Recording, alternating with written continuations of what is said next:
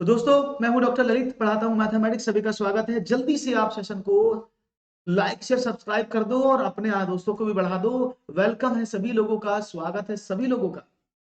और यहाँ पर आपने अगर पहली बार चैनल पर जुड़े हैं, आए हैं, तो सब्सक्राइब जरूर बटन दबाएं और घंटी प्रेस कर ले, जिससे कि नई नोटिफिकेशन आपके पास आ जाए। तो शुरुआत करते हैं। पहला सवाल आपकी स्क्रीन पर, 509 3028 का योग क्या होगा? What will be the sum of 509? बहुत ही आसान सवाल, बहुत ही पहला सवाल, इतना आसान कि आपको इसके उत्तर मिल जाएंगे एकदम बढ़िया बढ़िया, और आप कहेंगे वाह भाई वाह, क्या जवाब मिले हैं। खूबसूरत सवाल होना चाहिए। 509 3028 का योग क्या होगा? What will be the sum of 509 and 308? 387, 3537, 3087 या 837? तो देखते हैं जवाब क्या मिलता है आप लोगों को। Let's see, understand the task और समझते हैं क्या होंगे आपके जवाब। ओके, यहाँ पर जवाब देने की पूरी होड़ मची है और देखते हैं क्या आपके जवाब हमें सही सही मिलते हैं कि नहीं मिलते हैं। उम्मीद है आपके जवाब, हमारे सवाल किस तरह से आप इनको करेंगे सही, ये तो देखेंगे और आप बताएंगे क्या होंगे आपके जवाब हमारी तरफ से। तो लेट्स सी, देखते हैं जवाब आखिरकार क्या है आपकी तरफ से और हमारी तरफ से। समझते हैं क्वेश्चन क्या होगा। ओके, तो यहाँ पर आप देखिएगा, सब लोगों को समझ में आएगा।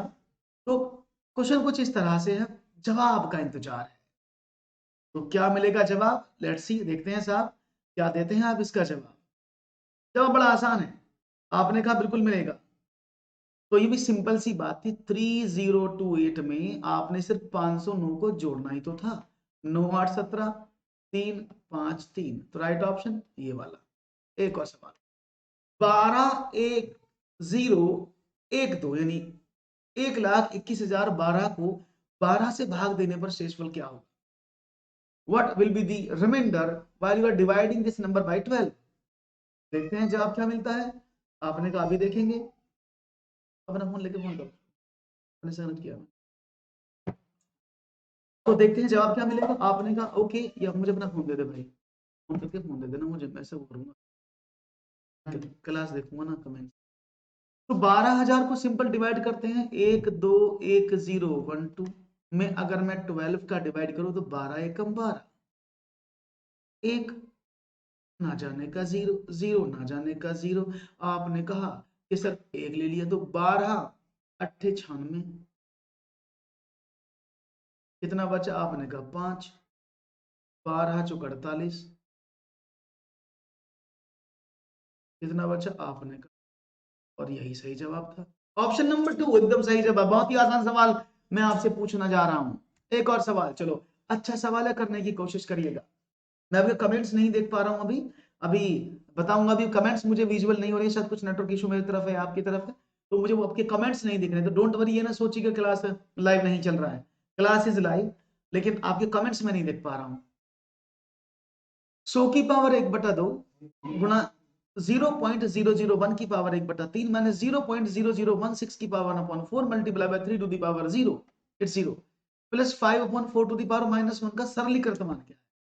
Simplified value of 100 to the power 1/2, 0.001 की पावर 1/3 माइनस 0.0016 की power 1/4 into 0 3 to the power 0 plus 5/4 to the power -1 का वैल्यू क्या होगा? देखते हैं जवाब क्या मिलता है। Let's see.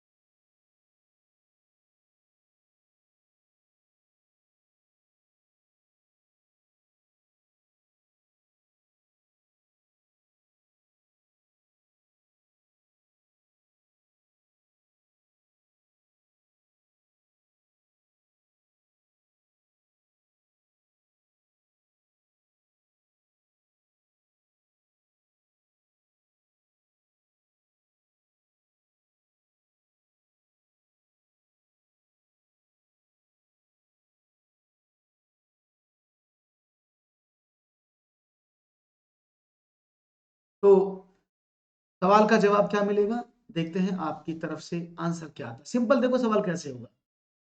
100 की पावर 1/2 को मैं ऐसे लिख सकता हूँ क्या?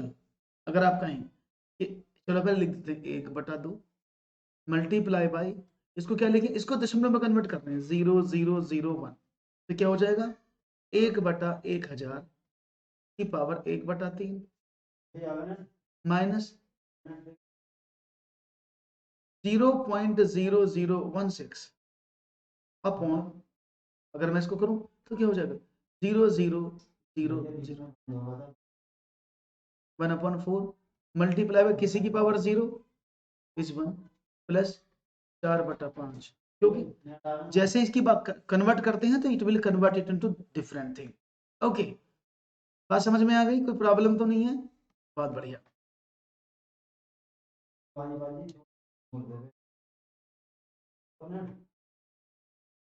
ओके, बढ़िया।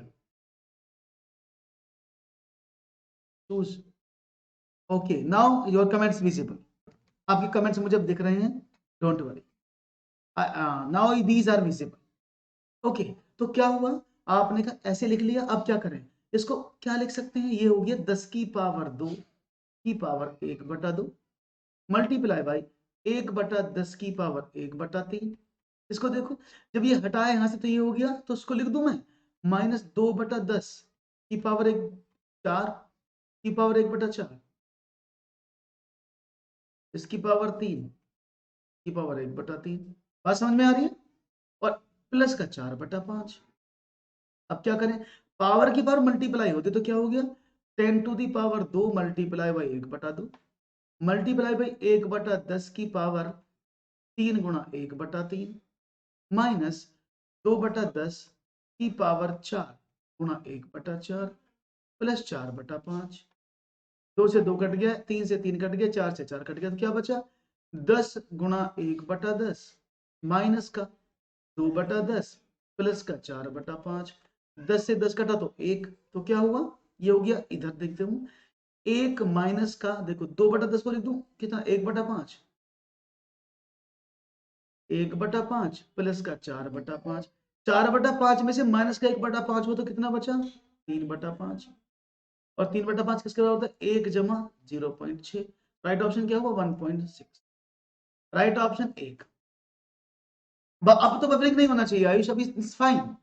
अब कहाँ बफरिंग है, अब तो एकदम फाइन चल रहा है, कोई प्रॉब्लम नहीं है, बफरिंग तो बिल्कुल भी नहीं है, अब कहाँ बफरिंग है, it's fine and okay. Clear है, बात समझ में आ गई, पूरा सवाल समझ में आया, 1.6 क्यों आया, that is the right option. मैंने एक एक स्टेप करके आपको बता दिया है, मे बी अब आपको समझ में आ गया होगा। आगे बढ़ते हैं, इसलिए आगे समझते हैं, एक और क्वेश्चन की बात करते हैं। 19,000 19 सैकड़े 19 इकाइयां किसके बराबर है, देखते हैं जवाब क्या मिलता है। लेट्स सी क्या होगा जवाब।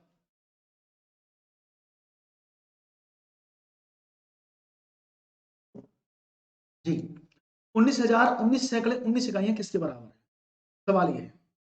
19,000 1919 units is equal to what, देखते हैं, एक मिनट रुकिएगा, जवाब दीजिए।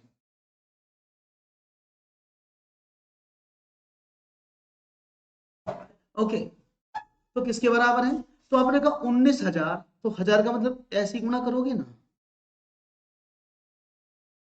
19 सैकड़े में क्या करोगे ऐसे ही गुणा करोगे ना, 19 इकाई में क्या करोगे ऐसे ही गुणा करोगे ना, तो ये क्या हुआ 19,000, तो ये तो 19,000 हो गया, 1900 और 19, 9 1 9, 9 और 1 10, और 1 और 1 2, तो 20 919 कहीं लिखा है, आपने कहा बिल्कुल लिखा है, ये रहा आंसर भी। क्लियर है, कोई प्रॉब्लम नहीं जी, एकदम समझ में आ गया। एक और सवाल देखते हैं, 105 के गुणनखंडों की संख्या क्या है, आपको बताना है 105 के गुणनखंडों की संख्या, the number of factors of 105 is what, 8 3 4 या 6। बड़ा सिंपल सवाल है, तो देखो मैंने बताया था ना आपको, ऐसे सवाल 4 बेसिस में आते हैं, या तो पूछेगा टोटल नंबर ऑफ फैक्टर्स कितने हैं, या पूछेगा टोटल फैक्टर्स का सम कितना है, या पूछेगा प्राइम फैक्टर्स कितने हैं, तो ये अलग अलग है। तो अगर मैं 105 के फैक्टर की बात करता हूं तो इसके प्राइम फैक्टर कितने बनेंगे, आपने कहा सर 3 5 7, है ना। अगर इसके प्राइम फैक्टर की बात की जाए, अभाज्य गुणनखंड की बात की जाए, तो आप कहेंगे 3 पंजे 15 सत्ते 105, तो 3 बताएंगे। लेकिन वो ये नहीं पूछ रहा है, सवाल को समझो, इसके गुणनखंड कितने, प्राइम फैक्टर तो कोई लिखा है नहीं, आपने 3 बता दिया, जो कि गलत है। राइट ऑप्शन होना चाहिए 8। क्यों? देखो, जब 105 का फैक्टर करोगे तो क्या आएगा, आपने कहा 1 गुणा 105, 2 फैक्टर तो ये हो गए, 2 से कटता नहीं, 3 गुणा 35, आपने कहा ओके। अब ये 5 से कटता है, आपने कहा ओके, 5 गुणा 7, कुछ और कटेगा तो 6, 15 का ये नहीं, देख लो, 1 गुणा 105, 3 गुणा 35, 5 गुणा कितना हुआ 21, और 7 गुणा 15, यही तो फैक्टर है, इसके अलावा कुछ। तो टोटल फैक्टर कितने बने, 2 4 6 8, तो इसके टोटल फैक्टर कितने 8। अगर वो पूछते हैं सम फैक्टर कितने हैं, सम गुणनखंड कितने हैं, या कुल गुणनखंडों की संख्या कितनी है, तो वो ये है। अगर वो बोले प्राइम फैक्टर्स कितने हैं, तो वो 3 है। अभी समझ में आया होगा आप लोगों को, क्लियर है बात, समझ में आ गई, कोई प्रॉब्लम तो नहीं है। इसका मैंने शॉर्ट रिव्यू बताया हुआ है आपको, देखो यहाँ पर के 3 की पावर 1, 5 की पावर 1 और 7 की पावर 1, तो 1 और 1 2, n+1 होता है ना, मल्टीप्लाई बाय 2 मल्टीप्लाई बाय 2, तो इसका 8 आंसर ऐसे भी मिल जाएगा, प्राइम फैक्टर से भी आप निकाल सकते हैं। ओके, एक और सवाल, निम्न में से कौन सा सही नहीं है, 1 मिलीमीटर बराबर 0.1 सेंटीमीटर, 1 लीटर 30 मिलीलीटर बराबर 300 मिलीलीटर, 1 पैसा बराबर 0.01 रुपए के, 1 और आधा दर्जन बराबर 18 में कितने एक है, 18। क्वेश्चन ये है, निम्न में से कौन सा सही नहीं है, 1 मिलीमीटर बराबर 0.1 सेंटीमीटर, 3 लीटर 30 मिलीलीटर बराबर 300 मिलीलीटर, 1 पैसा बराबर 0.01 रुपीस, और 1 और आधा दर्जन बराबर 18। तो देखते हैं जवाब क्या मिलता है। बहुत ही सिंपल सवाल है, आसानी से कर सकते हैं। मेजरमेंट मेंसुरेशन नहीं है, मेजरमेंट का सवाल है, और मेजरमेंट के सवाल आपको एग्जाम में बहुत बार पूछे जाएंगे। तो देखो, आप सभी जानते हैं, मैं एक एक कर बता देता हूँ।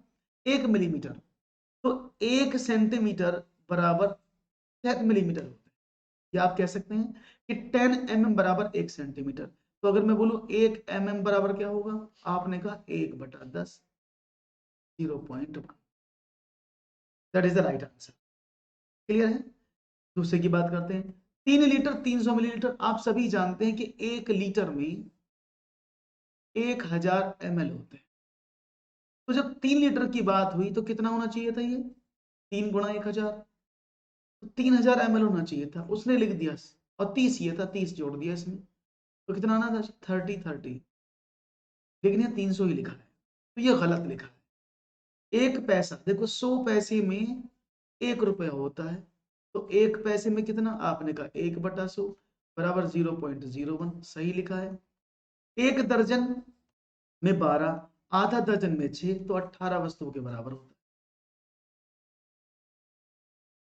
23 को एग्जाम में एडमिट कार्ड आपको 21 को मिलेगा, आयुष 21 को मिल जाएगा एडमिट कार्ड, डोंट वरी, 21 तक आ जाएगा आपके। क्लियर है भाई, समझ में आ गया? ओके, एक और सवाल, 1/2 में कितने 1/8 है, how many 1/8 are there in 1/2। तो इस सवाल में आपको, देखो इस तरह के सवाल मैं लगातार कराता जा रहा हूं, जिससे कि आपको आपकी आने वाली परीक्षाओं में बहुत हेल्प हो जाए। 1/2 में कितने 1/8 है, बहुत सिंपल सवाल है, how many 1/8 are there in 1/2। तो आपने कहा बड़ा ही सिंपल सवाल है, इसमें क्या कर सकते हैं, तो आपने कहा बहुत अच्छा सवाल है भाई, ये तो कुछ ऐसा हो गया कि 20 रुपए में कितने 5 रुपए के सिक्के हैं। आपने कहा 20 में अगर 5 का डिवाइड कर दे तो आंसर मिलेगा 4 सिक्के, तो ये भी तो वही था, 1/2 में कितने 1/5 है, तो जी आपने 1/5 का डिवाइड कर दिया, 1/8 का, सॉरी। तो अगली बार में क्या करते हैं, गुणा हो जाती है ना उसकी, 2 चौके 8, 4 है, राइट ऑप्शन इज 4। क्लियर, बात समझ में आ गई, 4 है, that is the right answer. Clear है, कोई problem, any issue, no issue, that's very nice. तो करेक्ट आंसर इज आपके सामने। एक और सवाल, y का x% प्लस x का y% किसके बराबर है, y का x% प्लस x का y% निम्न में से किसके बराबर होगा।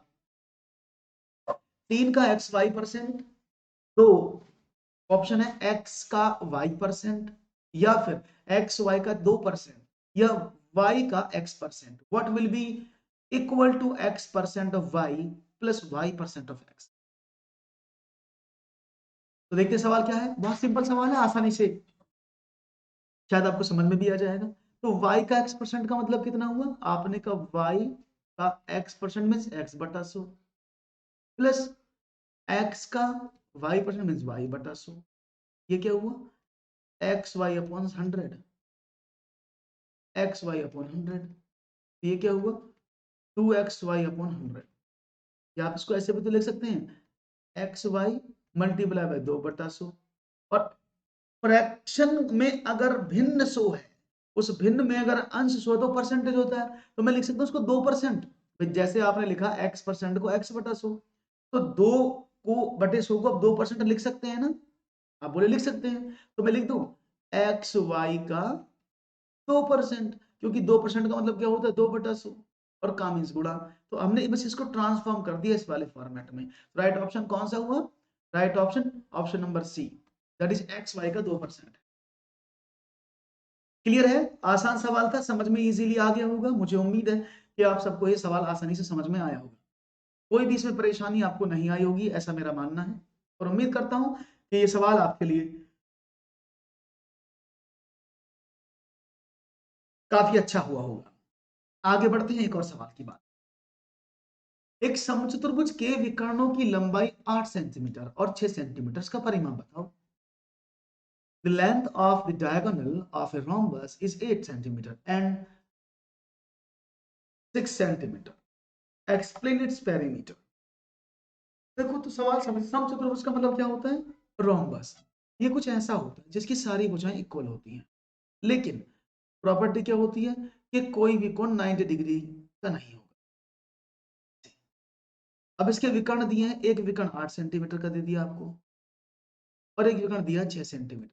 यानी अगर ये ए है, ये बी है, ये सी है और ये डी है, तो ये कितने का, ये 8 का, ये 6 का। और याद रखना चतुर्भुज के विकर्ण यानी रोम्बस के जो डायगोनल है वो एक दूसरे को लंब समद्विभाजित करते हैं। क्या करते हैं, लंब समद्विभाजित। यानी अगर ये ए सी 8 सेंटीमीटर का है और यहां पर ये ऊपर काटे तो ये 4 का हो जाए। ऐसे ही अगर हम बात करते हैं बी डी 6 सेंटीमीटर का था, तो ये लंब अर्धक भाजक होगा, तो ये 3 का बन जाएगा। बात समझ में आ रही है। तो समचतुर्भुज के विकर्ण एक दूसरे को समकोण पर समद्विभाजित करते हैं। तो अगर मैं इसकी बात करूं, ये समकोण है, 3 है, ये 4 है, तो ये कितना, आपने कहा 5, क्योंकि 3 4 5 का तो ट्रिपलेट होता है, 3 4 5 से समकोण त्रिभुज का निर्माण होता है। और ये समकोणी तो हो गया ओसीबी, ने कहा बिल्कुल, तो ये 5 बन गया। नहीं तो पाइथागोरस थ्योरम से निकालो। तो एक समबाहु त्रिभुज की एक भुजा 5 सेंटीमीटर की है, तो उसकी चारों भुजाएं कितने की हो गई, आपने कहा सर 4 है 30। तो राइट ऑप्शन क्या है, ऑप्शन नंबर 4, बिल्कुल। तो राइट ऑप्शन क्या, 20, 9 का 20, that is the right answer. Clear है, 20। तो यानी एक समचतुर्भुज के विकर्ण की लंबाई 8 सेंटीमीटर, इसका परिमाप क्या होगा, 20 सेंटीमीटर होगा, एकदम सही जवाब। क्लियर है भाई, बहुत बढ़िया, बीसी आएगा, D is the right answer. एक और सवाल, दोपहर 2:58 से 4 घंटे 59 मिनट पहले का समय क्या है, ये बताना है। What is the time from 2:58 p.m. to 4 hours 59 minutes before? पहले का बताना है, पहले क्या टाइम।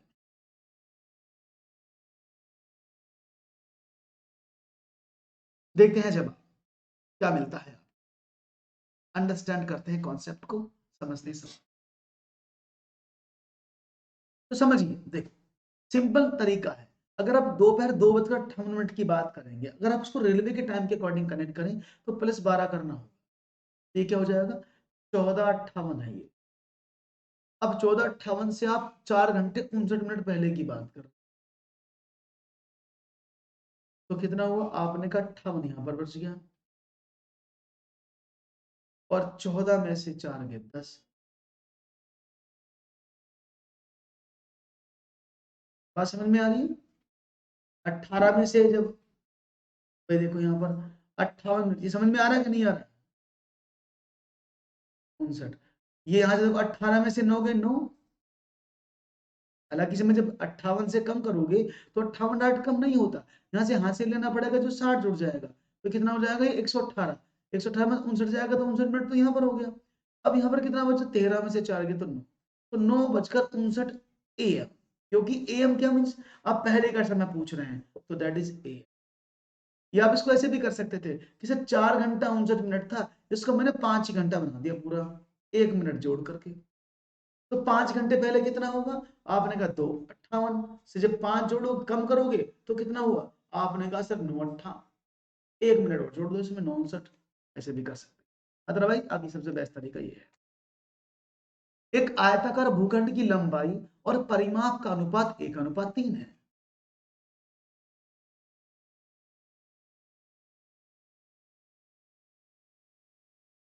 ओके, एक एक मिनट रुकिए,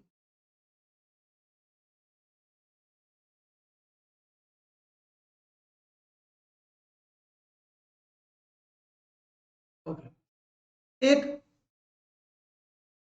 आयताकार भूखंड की लंबाई और परिमाप का अनुपात 1:3 है, उसकी लंबाई और चौड़ाई का अनुपात क्या है?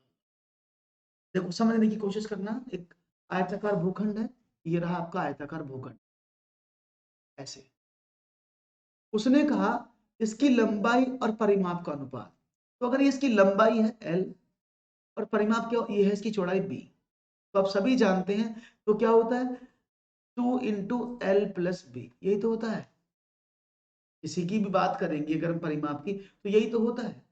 उसने कहा अगर इसकी लंबाई और परिमाप का अनुपात, तो अगर इसकी बात करें तो लंबाई इंटू इसका परिमाप, किसके बराबर अनुपात क्या है, आपने कहा 1:3, यानी L बराबर 1 है और 2 × L + B बराबर 3, इससे अनुपात से सॉल्व कर रहा हूं सवाल को, L का वैल्यू 1 पुट कर दिया इसमें, तो क्या बना 2 × 1 + B = 3, आपने कहा ओके, ये ऐसे 2 जुड़ गया, इसको क्या करें, दैट इज 2 + 2B = 3, तो B = कितना हुआ, आपने कहा 2B = 1, तो B = कितना बना 1/2, तो अब इसकी चौड़ाई कितनी है 1/2, इसकी लंबाई कितनी थी 1, लंबाई 1 अनुपात में थी और चौड़ाई कितनी है ये, आपने कहा 1/2, तो उसने बोले लंबाई और चौड़ाई का अनुपात बता दो, तो लंबाई 1 है तो चौड़ाई 1/2 है, जब इसको एलसीएम लेंगे तो क्या होगा,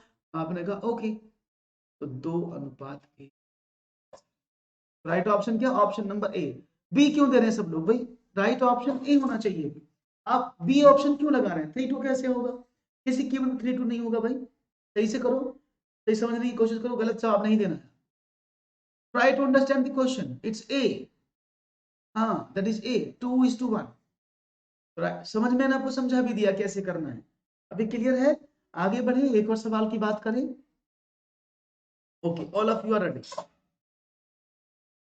एक और सवाल आपके स्क्रीन पर ये रहा, एक धनराशि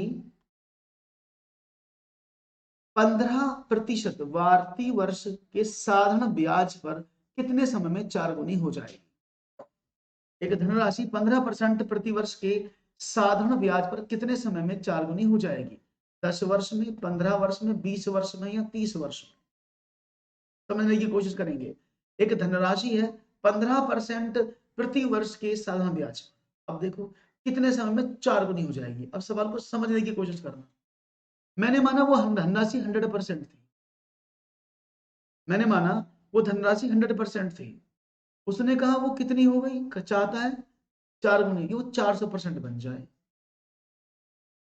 तो ब्याज कितना मिलेगा, आपने कहा 300%, भाई एक धनराशि 100% थी, वो 400% बन गई, तो ब्याज 300% हुआ ना, और एक साल में कितना ब्याज मिलता है, क्योंकि प्रति वर्ष की दर कितनी 15, तो 15% एक साल में मिलता है, तो उसको 300% होने में कितने साल लगेंगे, आपने कहा 300% होने में 15 का डिवाइड कर दिया, 20 साल लगे, राइट ऑप्शन 3, बहुत बढ़िया, 20 वर्ष सबने बताए हैं, 20 ईयर्स, बहुत अच्छे से जवाब दे रहे हैं, दैट्स वेरी नाइस, सभी लोग तेजी से आंसर करते रहें और आगे बढ़ते हैं, बने रहें हमारे साथ, जिससे कि आपको सभी प्रश्नों के जवाब लगातार और अच्छे से सुंदर तरीके से मिलते रहेंगे। ओके, बहुत बढ़िया, बहुत बढ़िया मनीष, राम, वेरी गुड, मनोहर। एक और सवाल लेते हैं फिर आपके सामने। क्वेश्चन है 5671 और उसके अंकों को पलट देने पर प्राप्त संख्या का अंतर है 5671 and the difference obtain by reversing it's digit is what. तो 12वां 13वां प्रश्न आपके सामने है, अपने अगर सिर्फ आराम से करेंगे। 5671 था, इसके डिजिट को पलट दिया गया तो क्या हो जाएगा 1765। यही तो करोगे, अगर वो डिजिट को पलटोगे तो इधर से उल्टा लिख दिया। अंतर पूछा था तो 11 में से 5 गए 6, 6 में से 6 गया 0, 16 में से 7 गए 9, 4 में से 1 गया, तो कितना हुआ, दैट इज 3906। राइट ऑप्शन सिर्फ डी, इसके अलावा कुछ भी नहीं है जी। बहुत बढ़िया, तो D is the right option, आपने एकदम सही जवाब चुना है, डी ही इसका सही जवाब होगा। एक और प्रश्न आपकी स्क्रीन पर ये रहा, निम्नलिखित का मान है, the value of the following is what. 4 minus 6 minus 12 minus 10 minus 8 minus 6 सारे ब्रैकेट बंद। तो देखता हूं इसका जवाब, दीजिएगा तुरंत, क्या हो सकता है इसका जवाब। The value is what? 4 minus 6 minus 12 minus 10 minus 8 minus 6 is what? 0 1 2 3। देखते हैं जवाब क्या आता है।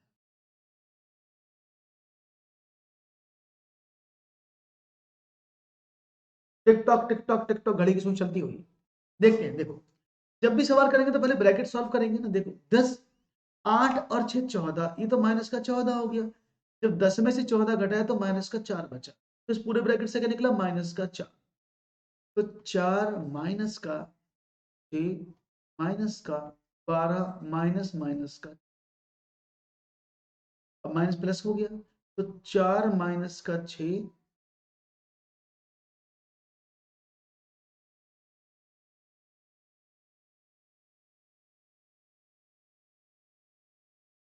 हाँ जी, 4 माइनस का 6 माइनस, अब देखो क्या, 12 माइनस माइनस प्लस का 4, ये क्या बना, 4 माइनस का 6 माइनस का 16, 4 माइनस का 16 में से 6 गए 10,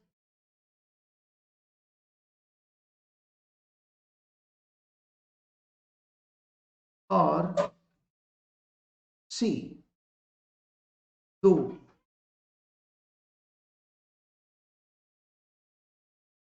और 14 में से 10 जाए, तो ये क्वेश्चन में कुछ मिसिंग पार्ट तो नहीं है। एक मिनट रुकना जरा, 8 और 14, 10 में से 14 गए माइनस का 4, माइनस का 4 प्लस 12 और 4 16, 6 में से 16 गए तो 10, 6 माइनस का 16 तो माइनस का 10 प्लस का 14 होना चाहिए था।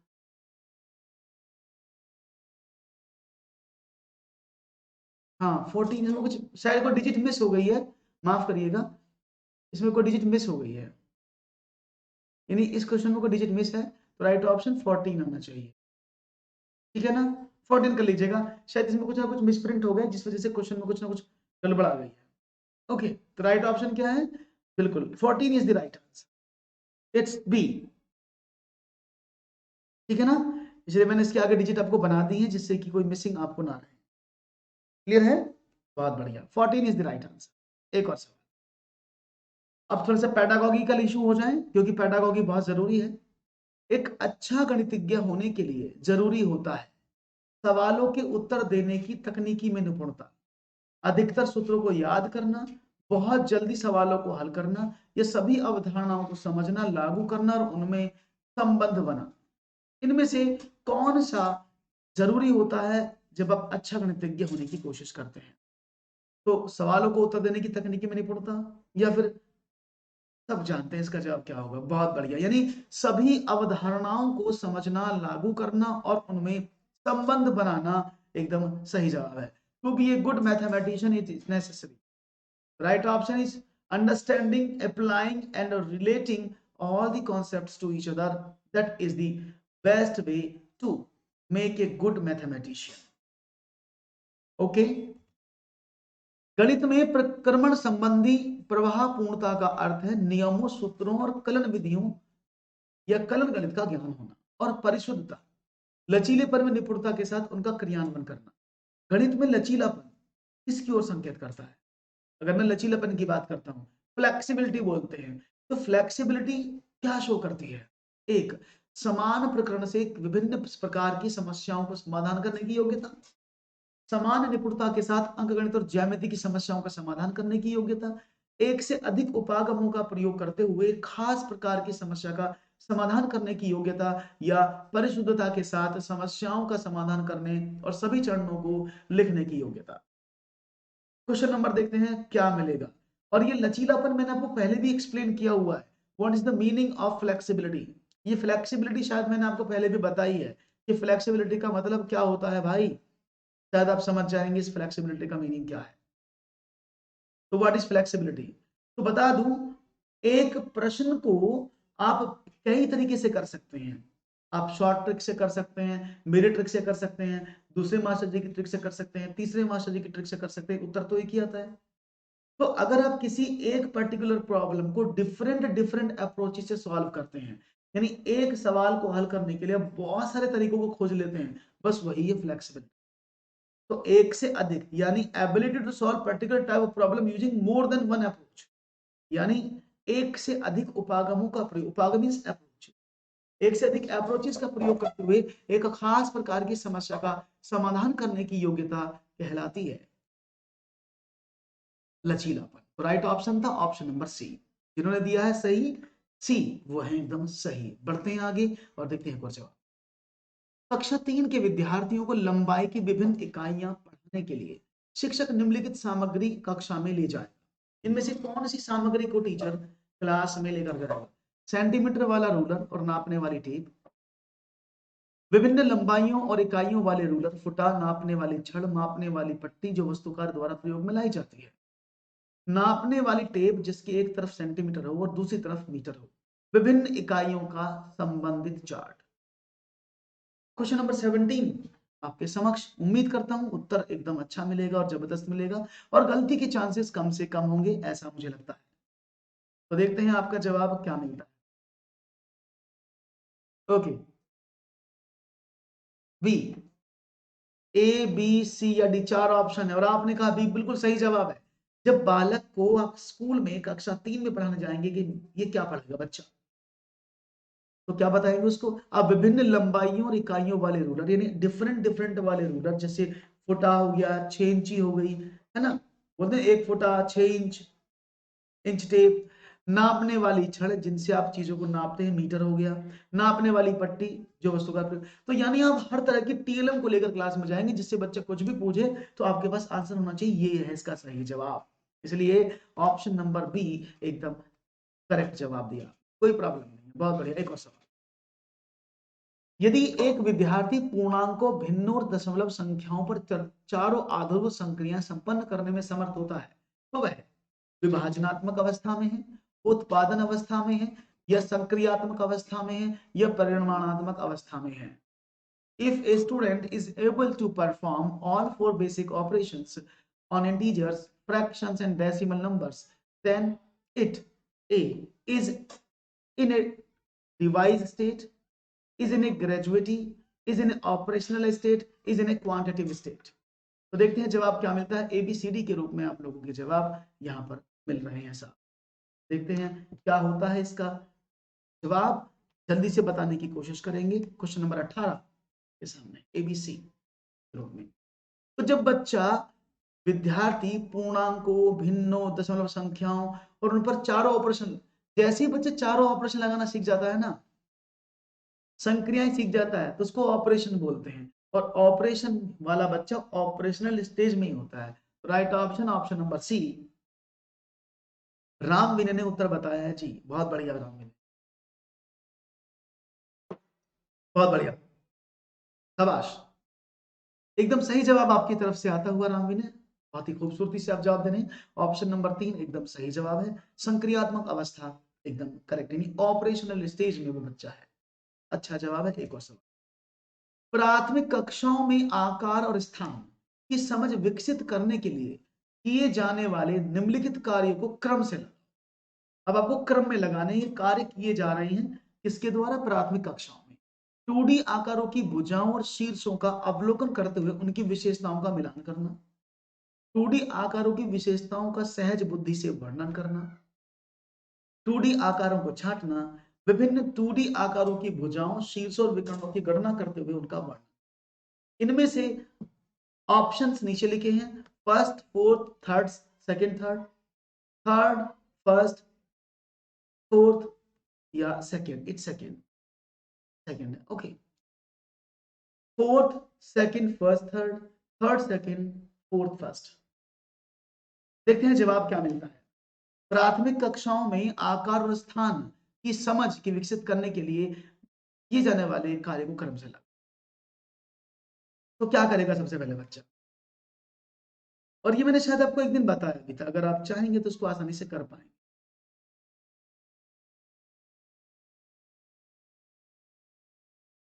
जी,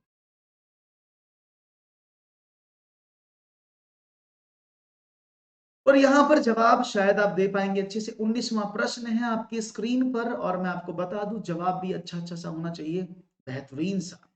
तो समझते हैं आखिरकार ये जवाब कैसे हुआ, अंडरस्टैंड करेंगे सिचुएशन को।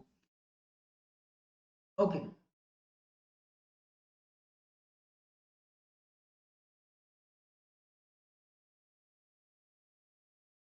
ओके, समझ लें। देखो, जब भी आप किसी बात के बारे में बात करते हैं तो कोई भी बच्चा किसी भी चीज को एक्सप्लेनेशन कब कर सकता है? सिर्फ एक कंडीशन में, जब वो सब चीज जानता हो, जब वो हर चीज के बारे में निपुण हो, से पता हो कि क्या करना है। तो बच्चा किसी भी चीज का सहज बुद्धि से वर्णन सिर्फ लास्ट में कर सकता है। दैट इज, ये फोर्थ वाला जो है, ये चौथा स्टेप है। बस इसी को समझ लो। जब आपको पता लग गया कि सहज बुद्धि से वर्णन करेगा तो यही सही है। उसके पहले क्या करेगा? सबसे पहले 2D आकारों को छांटेगा। कौन सी वस्तु के 2D है, कौन कौन सी 2D है जिनमें सिर्फ दो भुजाएं, आयत हो गया, इन चीजों को छांटेगा, पहला। उसके बाद क्या करेगा? वह उनको गिनती के आधार पर, भुजाओं की गिनती के आधार पर, उनमें कितने वर्टेक्स उनके आधार पर उनका गणना करके वर्णन करेगा। कोई प्रॉब्लम नहीं है। That is option second number, second, that is, या फिर 2D आकारों की भुजाओं और शीर्षों का अवलोकन करते हुए, तो सबसे पहले वो उनका अवलोकन करेगा। इसमें 2D में कितनी भुजाएं हैं, कितने शीर्ष हैं, उनको देखेगा। तो यानी ये कौन से नंबर पर आएगा? सेकंड नंबर पर। और ये बचा जब उनकी वर्णन करेगा, उनको भुजाओं को, शीर्षों को, विकर्णों की गणना करते हुए, तो ये तीसरे नंबर पर। तो राइट ऑप्शन क्या है? Option number 2। पहले पर वो क्या करेगा? आकारों को छाटेगा। दूसरे पर क्या करेगा? वो उनको ऑब्जर्व करेगा किसमें कितने शेष हो सकते हैं। उसके बाद वो एग्जैक्टली गिनेगा, उनको मैच करेगा और उनको एक्सप्लेनेशन देगा। और लास्ट में वो उनको अपनी सहज बुद्धि से, अपने माइंड से एक्सप्लेन करना शुरू करेगा। क्लियर है? तो राइट ऑप्शन था आपके समक्ष ऑप्शन नंबर 2, तो एकदम सही है। Okay, very good. आगे बढ़ते हैं। एक और सवाल, गणित सार संग्रह के लेखक कौन है? Who is the author of गणित सार संग्रह? वैसे इसका इंग्लिश में मैथमेटिक्स एब्स्ट्रैक्ट होता है, लेकिन हिंदी में इसको, गणित में, इंग्लिश में इसको गणित सार संग्रह ही बोलेंगे। तो हु राइट्स द बुक गणित सार संग्रह? 19 का बी, 20 का क्या होगा? लेट्स सी, देखते हैं जवाब क्या मिलता है। गणित सार संग्रह के लेखक कौन है? तो जवाब मिलने वाला है मुझे अच्छे से, और आप देने वाले हैं क्या जवाब? लेट्स सी, देखते हैं। उम्मीद करता हूं जवाब एकदम अच्छा सा आएगा, और कोई भी जवाब में आप गलती नहीं करेंगे ऐसा मुझे लगता है। और देखते हैं जवाब क्या मिलेगा आपका, ये तो आप बताएंगे या फिर, okay, let's see what will B right answer. तो आपने कहा है 20 का भी, और जवाब थोड़ा सा अलग हो गया है। देखिए, गणित सार संग्रह जो पुस्तक है, उसके लेखक श्री महावीराचार्य हैं। ये इनकी कृति है। जबकि आर्यभट्ट साहब की जो रचना है उसका नाम है दश गीतिका, सबसे फेमस है। अगर हम बात करते हैं ब्रह्मगुप्त की, इनकी किताब का नाम है कुहक। हम बात करते हैं भास्कराचार्य की, तो उनकी है, किसी को पता भास्कराचार्य की किताब का नाम क्या है? लीलावती। तो ये उनकी बुक्स के नाम है, ठीक है। तो ये सबकी बुक है। तो महावीराचार्य साहब ने लिखी थी गणित सार संग्रह। That is the right option. C is the right option, not B. Okay, एक और सवाल आपके सामने।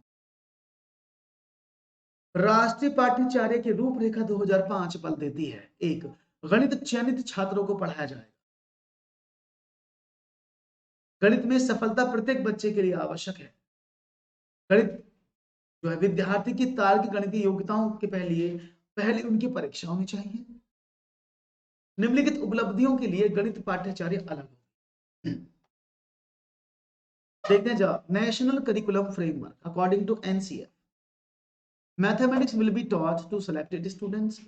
Success in mathematics is essential for every child.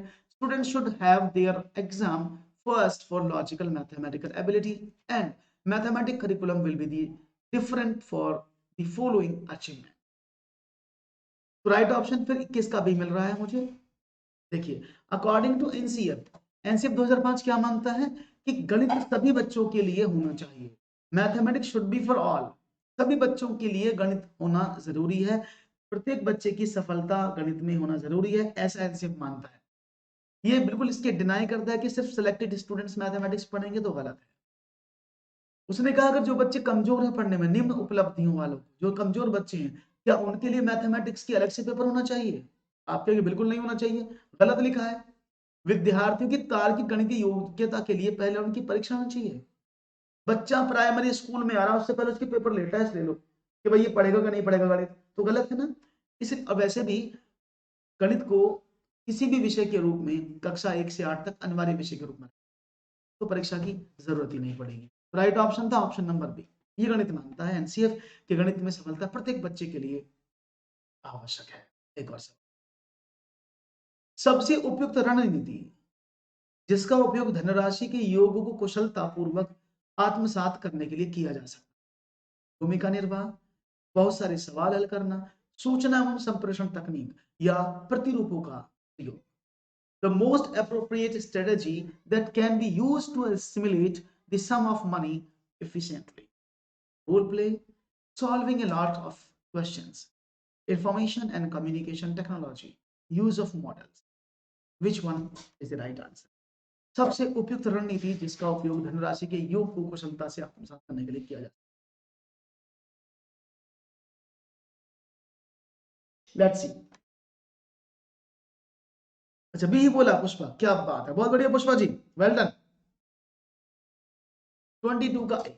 और ये मैंने बताया था कि बचपन में ही बच्चा सबसे ज्यादा किस चीज को चाहता है? वो सबसे ज्यादा अपने पैसे को, जो उसे पैसे से क्या मिलती है? खाने को चीज मिलती है। तो बच्चा बचपन में पैसे को बहुत ही ज्यादा क्यूरियोसिटी उसको प्राप्त करने की रहती है, और बच्चा पैसे को देखकर बहुत ज्यादा, हाँ, काम भी कर देता है, ऐसा आप जानते हैं। तो अगर बच्चे को प्रश्न दिया जाए कि इसको सवाल करो, पैसे संबंधित सवाल है कि आप बाजार गए, रामू बाजार जाता है, वहां से आधा किलो सेब 25 रुपए प्रति किलो के हिसाब से और 250 ग्राम अंगूर 80 रुपए प्रति किलो के हिसाब से लाता है, उसके पास कितने पैसे बचे? तो यहाँ पर बच्चा गलती कर देता है। लेकिन यहाँ पर अगर बच्चे को आप भूमिका रोल प्ले की बात करेंगे तो वहां पर वो गलती नहीं करता है। अब बच्चे खुद बोले जा दुकान में तू लेके आ, या आपने बोला सपोज तुम्हें मैंने इतने पैसे दिए, इतने की चीज लाए, कितना लाए? तो याद रखिएगा, किसी भी धनराशि में अगर आप योग की कुशलता की बात करते हैं, यानी आप किसकी बात करते हैं? समीशन की कुशलता, यानी उसको बच्चे को आप स्किल से डेवलप करना चाहते हैं, किसमें? धनराशि को करने के लिए, तो सबसे अच्छा तरीका भूमिका निर्वाह यानी रोल प्ले होता है। एकदम बढ़िया जवाब आपका। और इसको बोलते हैं सूचना एवं संप्रेषण तकनीकी, इसको बोलते हैं आईसीटी। जानते हैं ना ICT, information and communication technology, short में बोल दिया। कक्षा 5 के विद्यार्थी समस्या को सही तरीके से हल नहीं कर सकते थे, लेकिन वे इस समस्या को हल नहीं निकाल सकते थे कि आधे केक में कितने 1/2 के केक के टुकड़े हैं। आधे केक में कितने 1/2 केक के टुकड़े हैं? इसका कारण क्या है? कक्षा 5 के विद्यार्थी समस्या को सही हल कर सकते थे।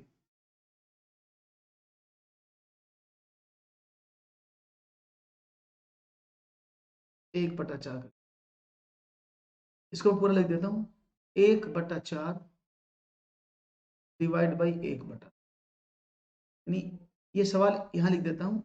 समस्या क्या थी, इस समस्या को तो बड़ी आसानी सॉल्व कर रहे थे वो, लेकिन इस समस्या को सॉल्व नहीं कर पा रहे थे कि आधे केक में कितने 1/4 केक के टुकड़े हैं। तो उसका कारण क्या है?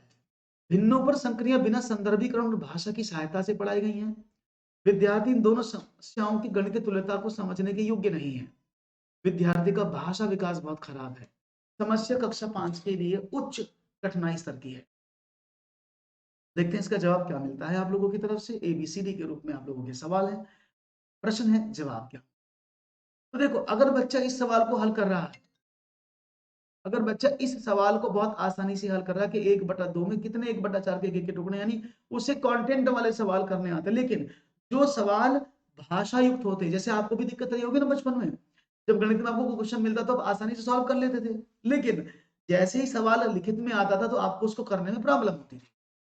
तो वही बच्चे के साथ हो रहा है कि बच्चा ऐसे सवालों को तो हल कर रहा है, लेकिन बात तो यहाँ पर भी वही है कि आधे केक में कितने 1/केक के 4 टुकड़े हैं, यही तो करोगे। बात तो दोनों में सेम ही है, इसको बनाना पड़ेगा, बना बनाया।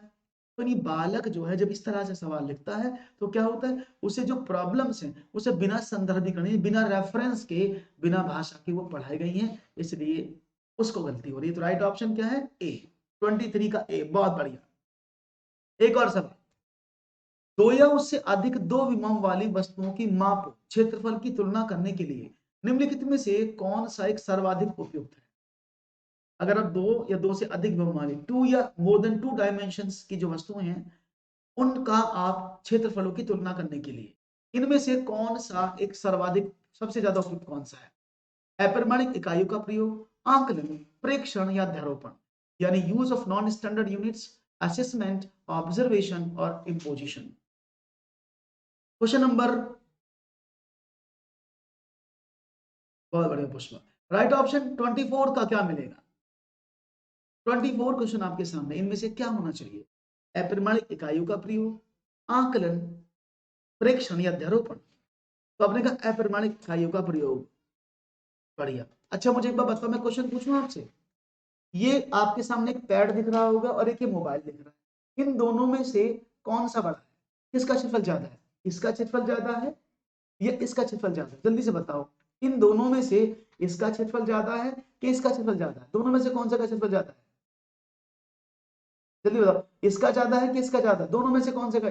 दोनों आपके सामने रख दे रहा हूं, विच वन? तब क्या कहेंगे? शायद आपका आंसर मुझे मिले। आप कहेंगे सर इसमें कौन सी बात है, पैड का ज्यादा है, जो आपके हाथ में ये पैड है, राइटिंग पैड है, इसका ज्यादा है, यही तो बोलोगे। तो आपने क्या किया? क्या आपने कोई नॉन स्टैंडर्ड यूनिट का प्रयोग किया? क्या आपने कोई अंगल बिलान 4 अंगल का प्रयोग किया? नहीं किया ना। तो सबसे आसान तरीका क्या है किसी भी चीजों को तुलना करने का? वो है ऑब्जर्वेशन।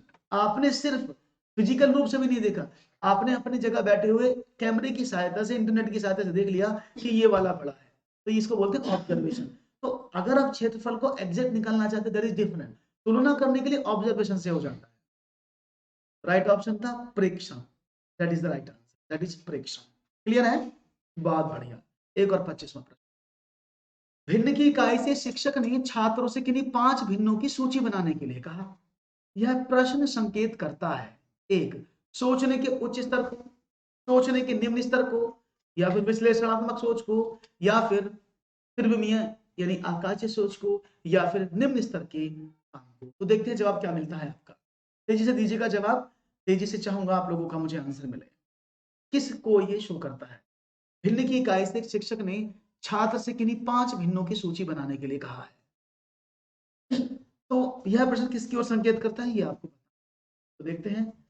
देखिए सिंपल, बच्चे को बोला 5 भिन्न की सूची बनाओ, क्या बोला? 1/2, 1/3, 1/4, 1/5, 1/6। एक बच्चा बोला 2/3, 3/4, 4/5, 5/6/7। एक बोला जी 1/8, 1/9, 1/11, 1/13, 1/15। कोई प्रॉब्लम है? आप कहीं कुछ भी प्रॉब्लम नहीं है। यानी यहां पर बच्चे को 5 भिन्नों की सूची लिखने के लिए कहा, बच्चों ने कुछ भी भिन्न लिख दे, कोई प्रॉब्लम थोड़ी है। ने कहा ओके।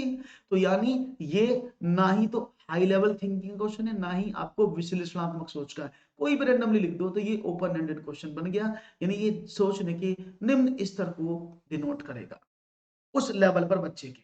ठीक है, बात समझ में आ गई होगी। तो बहुत ही खूबसूरती से आज आपने इन सवालों को पढ़ा, मुझे बड़ा अच्छा लगा। उम्मीद करता हूं इस तरह के सवाल आपको लगातार देता रहूं और आप सवालों को समझते रहें और पढ़ते रहें। तो आज के लिए इतना ही, बहुत बहुत शुक्रिया जुड़ने का। अगर आपने चैनल को सब्सक्राइब नहीं किया जल्दी से कर दो और वीडियो को लाइक करना बिल्कुल भी ना भूलो। Thank you very much and